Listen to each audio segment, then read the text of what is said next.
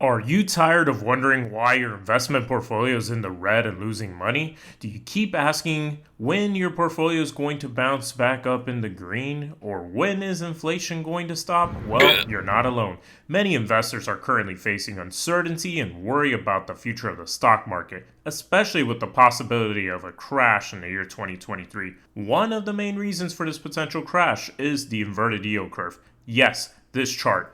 You may have seen this before on CNBC or maybe another investing YouTube channel. The inverted yield curve is simply when interest rates on short-term bonds are higher than those on long-term bonds.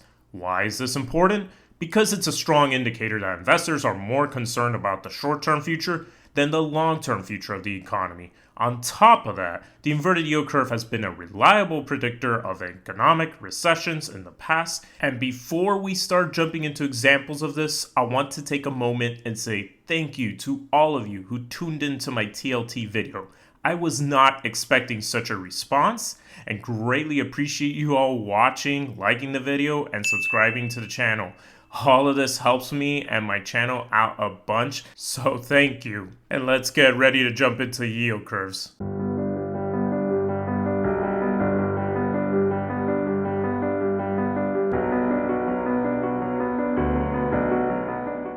Okay, here's the breakdown of yield curves. Normally, treasury bonds pay greater interest on longer term bonds than shorter term bonds.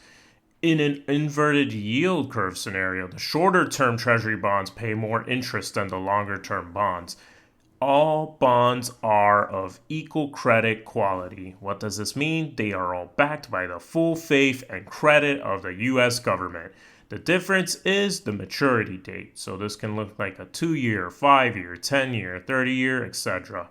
And investors typically expect to be rewarded with higher yields when they invest their money for longer periods of time. This is how a normal chart will look like for a yield curve. So now let's look back at an inverted yield curve. We have 3 examples here, 1989, 1998, and 2006. More rip-offs. The savings and loan scandal could cost $500 billion. But in Washington, the big question still is, who gets the blame? In 1989, the yield curve inverted, and this was followed by a recession in 1990, caused in part by the savings and loan crisis.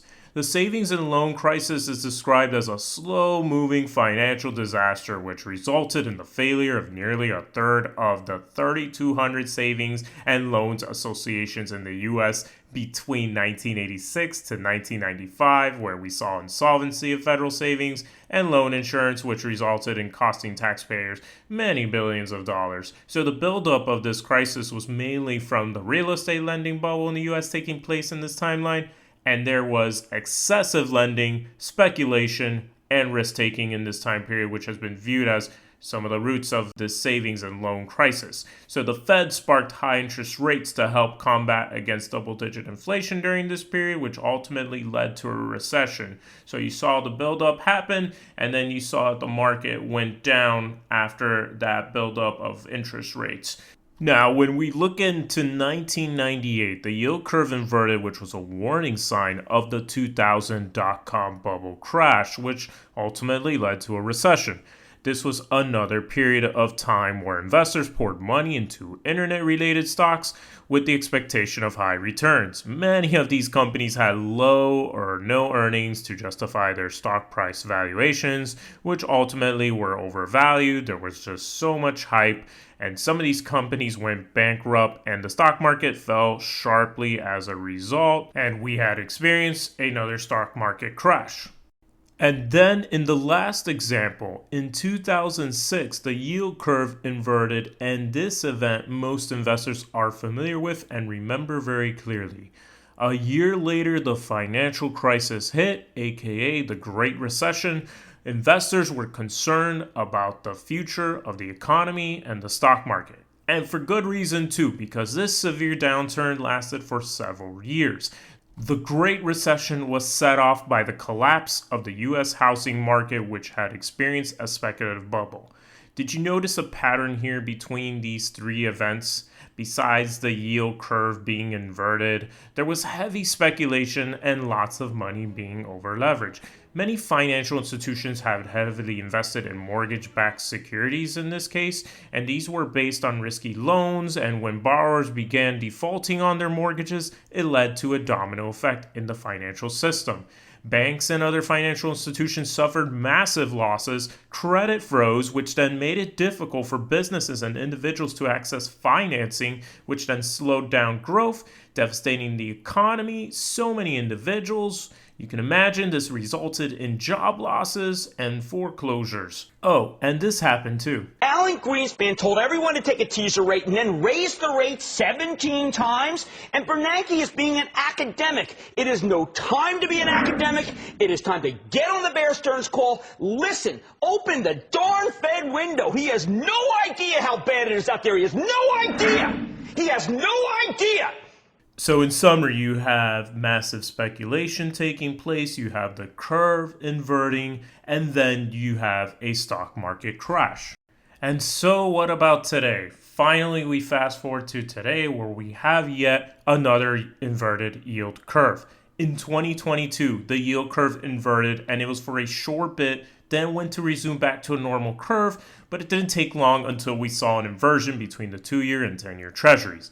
Then towards the end of the year, we saw the very short-term 3-month treasury bill moved above the 10-year treasury note. So in other words, the inversion became clear and quite evident, and it is further widening even as I speak right now in 2023. And the concern here is very real. Here's a real-world example that can help illustrate the picture clearly for you.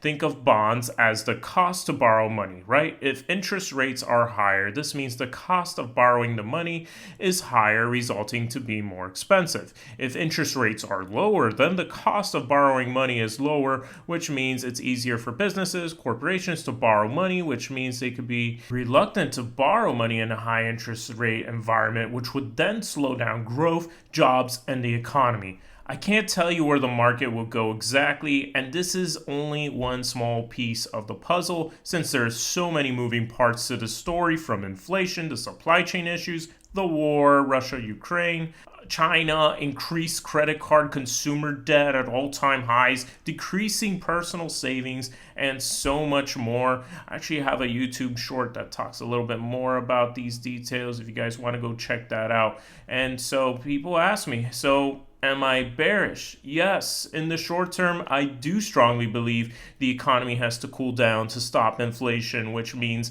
we will have to lay off the easy money policies, which will put further pressure on businesses, individuals, and the economy as a whole.